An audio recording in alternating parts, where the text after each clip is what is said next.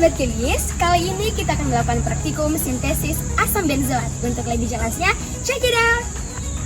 Nah, teman-teman pasti bertanya, apa sih itu asam benzoat?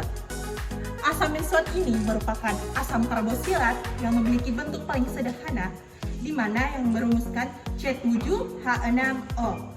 Asam karbosilat ini berbentuk kristal putih dan tidak larut dalam air dingin, larut dalam air panas, larut dalam gliserol, dan larut dalam minyak, di mana asam benzoat ini berfungsi sebagai antioksidan dan bahan pengawet. Pada sintesis asam benzoat kali ini, kita akan menggunakan prinsip reaksi oksidasi, di mana kalium permanganat nantinya akan direaksikan dengan bensil alkohol untuk memperoleh benzaldehid. Nah, benzaldehid yang diperoleh nantinya akan dioksidasi lebih lanjut untuk memperoleh asam benzoat dan produk sampingan berupa mangan 4 oksida dan 2 molekul air. Di sini saya akan menjelaskan mekanisme reaksi sintesis asam benzoat dengan prinsip reaksi oksidasi menggunakan starting material bensil alkohol dan oksidator berupa kalium permanganat. Nah, kalium permanganat ini akan terionisasi menjadi ion K+ dan ion manganat 7. Nah, bensil alkohol di sini memiliki gugus hidroksil di mana atom O-nya memiliki sifat nukleofilik yang cenderung akan menyerang inti atom, yaitu inti dari ion manganat 7 ini hingga terbentuk ikatan antara O dengan Mn. Nah, ikatan antara O dengan Mn menyebabkan Mn ini menjadi kelebihan ikatan, sehingga dia harus melepaskan satu ikatannya dengan O dengan aliran elektron dari M menuju O hingga terbentuk O- di sini. Nah, O juga yang ada di sini menjadi tidak stabil karena kelebihan ikatan, sehingga dia akan melepaskan salah satu ikatannya, yaitu ikatan dengan H. Nah, H di sini kembali akan ditarik oleh O yang ada di sini hingga terbentuk struktur seperti ini. Nah, di sini kita menggunakan medium air. Medium air ini akan menarik atom H yang ada di sini. Karena O yang memiliki elektronegativitas yang tinggi dan H yang memiliki sifat elektrofil, sehingga O dapat dengan mudah menyerang atom H yang ada di sini hingga terbentuk struktur seperti ini. O yang ada di sini menjadi tidak stabil, begitu pun dengan H yang ada di sini. Nah, H yang ada di sini harus melepaskan salah satu ikatannya.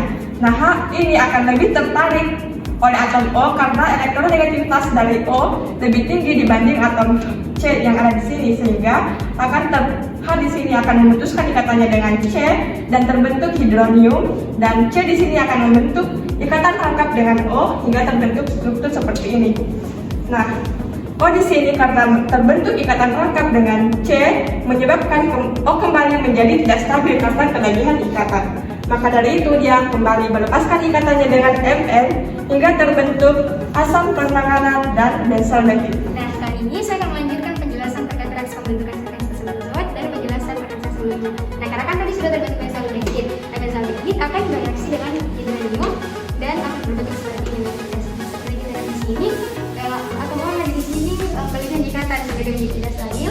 Maka dari itu karena H merupakan integral yang baik dan O yang ada di sini memiliki sifat elektronegativitas yang tinggi, maka dari itu H lebih cenderung untuk melepaskan diri dan diikat oleh O. Maka akan terbentuklah hasil seperti ini. Nah, seperti yang kita ketahui kan di sini masih ada sisa H2O. Maka H2O yang ada di sini, sisa yang dari hidrogen ini akan berikatan dengan atom C inti di sini, karena O merupakan yang memiliki sifat nukleofilik, maka dia lebih cenderung untuk menyerang inti C dan terbentuklah hasil seperti ini. Dan kita lihat di sini bahwa O ini kan tidak stabil, maka dari rangkap 2 dia akan melepaskan satu ikatannya atau yang kita sebut dengan adisi. Jadi pemutusan ikatan rangkap sehingga dia menjadi stabil dan berbentuk seperti ini lagi. Nah, kemudian setelah terbentuk seperti ini, seperti yang kita ketahui lagi kembali karena di reaksi ini seperti dijelaskan oleh teman saya sebelumnya bahwa kita banyak menggunakan media air. Maka dari itu dia akan bereaksi kembali dengan H2O. Nah, karena O di sini merupakan memiliki sifat nukleofilik yang sangat baik, maka dari itu dia akan lebih cenderung untuk menyerang si atom H ini. Nah, kita lihat bahwa O ini menjadi tidak stabil karena memiliki kelebihan ikatan. Maka dari itu dia akan cenderung untuk melepaskan ikatan ikatannya dengan H sehingga akan terbentuk hidronium. Nah, setelah itu maka terbentuklah gemdiol dari reaksi ini. Nah, terbentuk gemdiol. Nah, gemdiol ini kemudian akan bereaksi dengan asam permanganat yang telah dihasilkan di reaksi sebelumnya. Nah, di sini kita lihat bahwa O ini kan memiliki sifat nukleofilik, yaitu lebih mudah untuk menyerang inti atau menyukai inti. Maka dia akan menyerang inti dari Mn. Nah, kita lihat dia akan berbentuk seperti ini hasilnya. Nah, karena di sini kita lihat bahwa O ini tidak stabil karena memiliki 3 ikatan. Seperti kita katakan stabilnya O harus memiliki 2 ikatan. Maka dari itu dia akan melepaskan H karena H juga merupakan hidrogen yang baik. Maka dia lebih cenderung untuk diikat oleh O yang ada di sini. Jadi terbentuklah hasil seperti ini. Nah, di reaksi ini juga kita menggunakan HCl untuk membuat susunan asam. Maka dari itu kita lihat bahwa H yang ada di sini akan lebih cenderung untuk diikat, lebih cenderung untuk menyerang O yang ada di sini. Sebenarnya bisa juga kita mengikat yang ada di sini, tapi lebih mudah untuk diikat O bagian yang ada di sini. Maka dari itu akan terbentuklah reaksi seperti ini lagi. Dan kita lihat H yang ada di sini menjadi tidak stabil karena memiliki kelebihan ikatan. Stabilnya kan H yang memiliki 1 ikatan, di sini memiliki 2 ikatan, maka dia akan lebih cenderung untuk melepaskan Cl di lingkungan. Nah, seperti kita ketahui di sini kan H akan lebih cenderung untuk mengikat Cl yang ada di lingkungan dan terbentuklah HCl. Nah, ini karena telah stabil maka dan hanya memiliki kelebihan ikatan, maka lebih cenderung untuk melepaskan ikatannya dari C dan melepaskan lingkungan dan terbentuklah HCl. Jadi setelah itu terbentuklah benzaldehid dari reaksi ini setelah dia melepaskan HCl yang tadi. Jadi karena kita lihat di sini C-nya tidak stabil, maka dia akan membentuk pada eliminasi atau membentukkan ikatan tangkap. Jadi terbentuklah asam benzoat dari reaksi ini. Nah, tadi kan kita masih ada reaksi ini. Jadi reaksi ini kan tadi ada sisa HCl, maka akan kembali bereaksi dengan HCl. Nah, untuk terurainya seperti ini. Jadi sisa O ini akan bereaksi kembali dengan HCl, maka akan berikatan.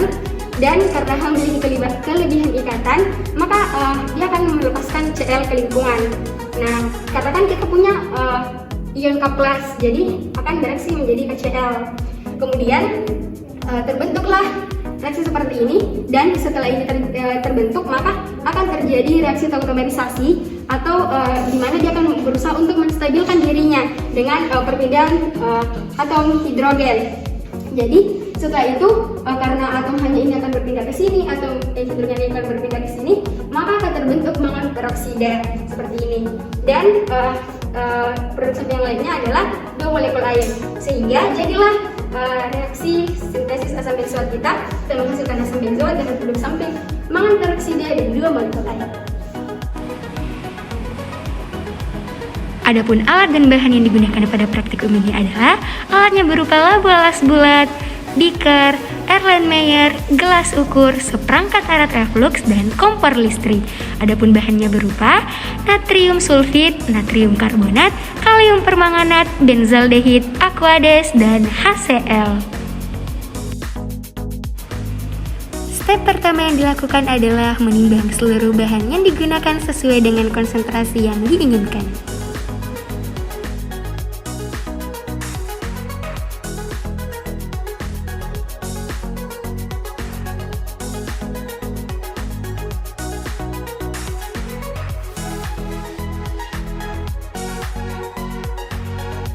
Nah, berikutnya adalah cara untuk memasang alat reflux dengan menggunakan kondensor bulat, statif, klem, dan juga kompor listrik. Tahap pertama adalah menghubungkan kondensor kepada statif dan juga klem. Jangan lupa untuk merekatkan pada bagian bawah serta atas klem agar selama proses reflux berlangsung, kondensor tidak terjatuh.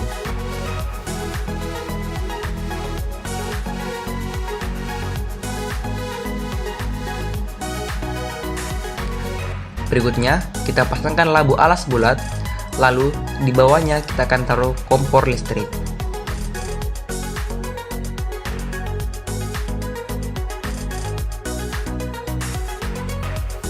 Step selanjutnya adalah larutkan natrium karbonat yang telah ditimbang dengan aquades hingga larut.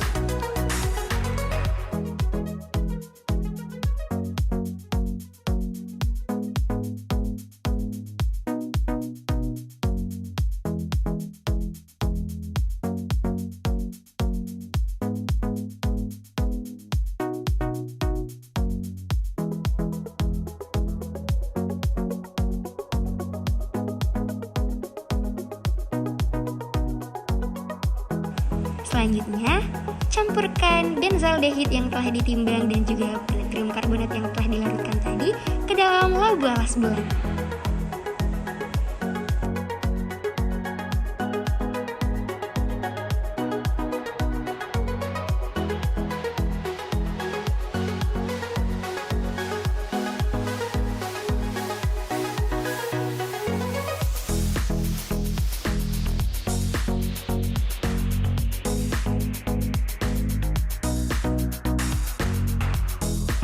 Selanjutnya, labu alas bulat dimasukkan batu didih dan dipasang pada alat reflux. Reflux hingga suhunya mencapai 70 derajat Celcius. Setelah suhu mencapai 70 derajat Celcius, lepas labu alas bulat lalu masukkan larutan K-4, kemudian pasang kembali dan reflux hingga selesai.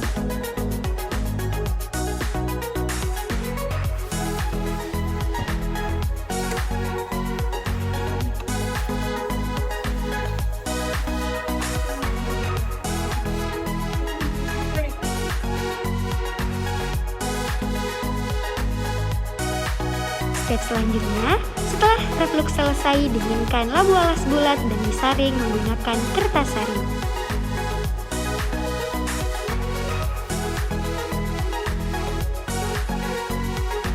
Berikut adalah hasil saringannya.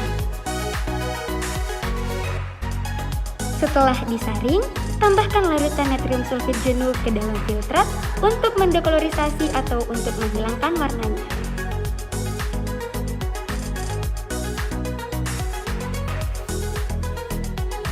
Setelah itu, tambahkan HCl untuk mengendapkan asam benzoat.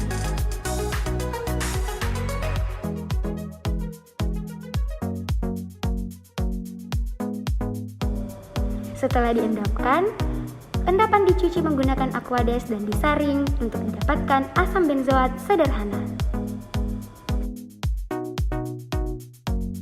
Nah, setelah itu, larutkan asam benzoat sederhana di dalam air mendidih. Nah, selanjutnya, rekristalisasi asam benzoat untuk didapatkan asam benzoat.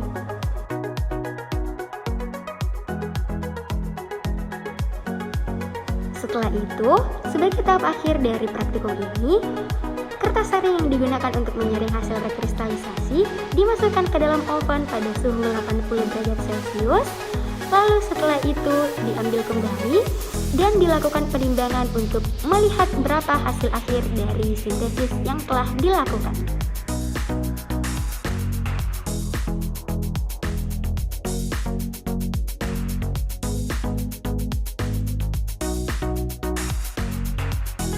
Berikut hasil sintesisnya.